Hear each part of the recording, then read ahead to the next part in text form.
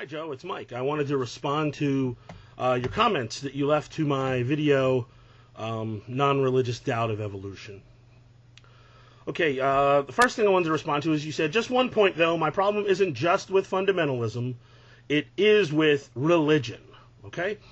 Now, I have to admit that, my video was in specific response to the comment that you made to your video, to my, when you answered my comments. You said then, as I have said many times, these videos are in response to fundamentalists, not to liberal religious practitioners.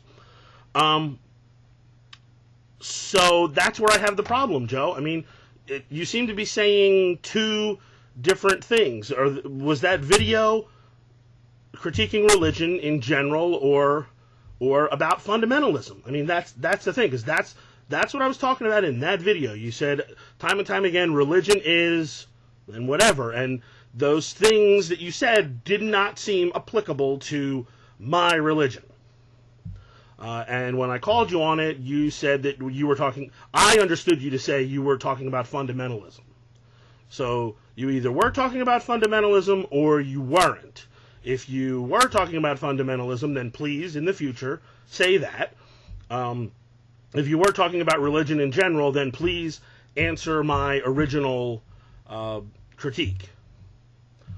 Which is, how do you explain that none of those appear to be applicable to religious humanists, for example, or Unitarian Universalists? And I understand, you go on further to say in your comment here that there's this hierarchy of destructiveness in religion, with monotheistic beliefs at the top and more general philosophical beliefs at the bottom. But you say that you generally think that you can achieve the same aims without the need to join a club where you're signing up to a group mentality. So let me address that right now. I don't think that I'm not signing up for a group mentality when I join a congregation. I joined my congregation, and I did so because I found their beliefs and their goals were in alignment with mine. So I didn't sign up to something and to have them, to have us be, unanimous. We have disagreements. And so, when I look at various definitions of group mentality, there's an aspect of unanimity and conformity, and we're not unanimous, and we're not, we don't conform to one another. I'm heavily involved with the process of my congregation, the administration of it, and we're not unanimous. Believe me, board meetings would not last 3 hours if we were unanimous. And if everyone was conforming, then, we wouldn't need a committee on ministry. We wouldn't have half of the problems we had if everybody was thinking alike.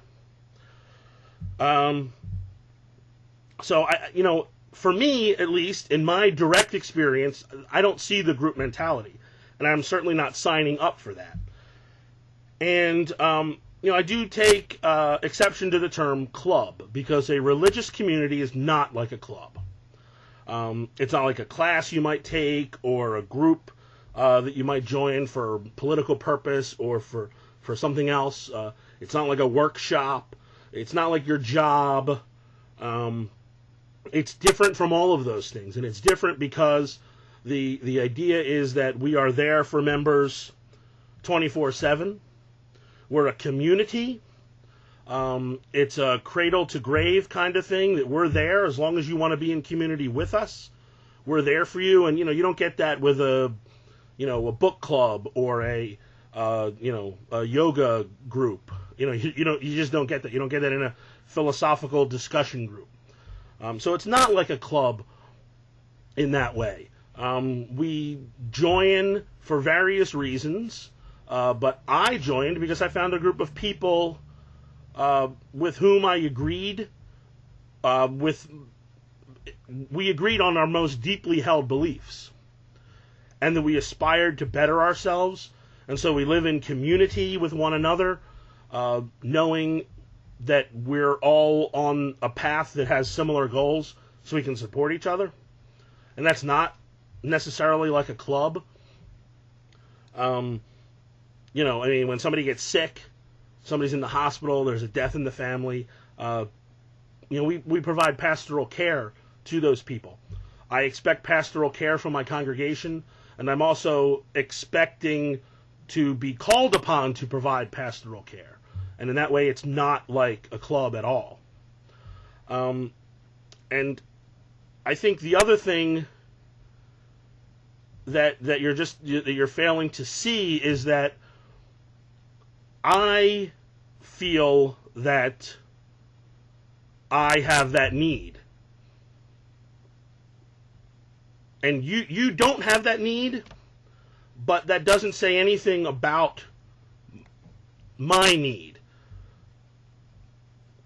You know, you think that you can achieve your goals, you think you can achieve your aims without that group, but I don't feel that I can. I feel that the group helps me to get to where I want to go. And your experience cannot invalidate my experience. So, just a few things to consider. And, you know, thanks again for your response. Peace.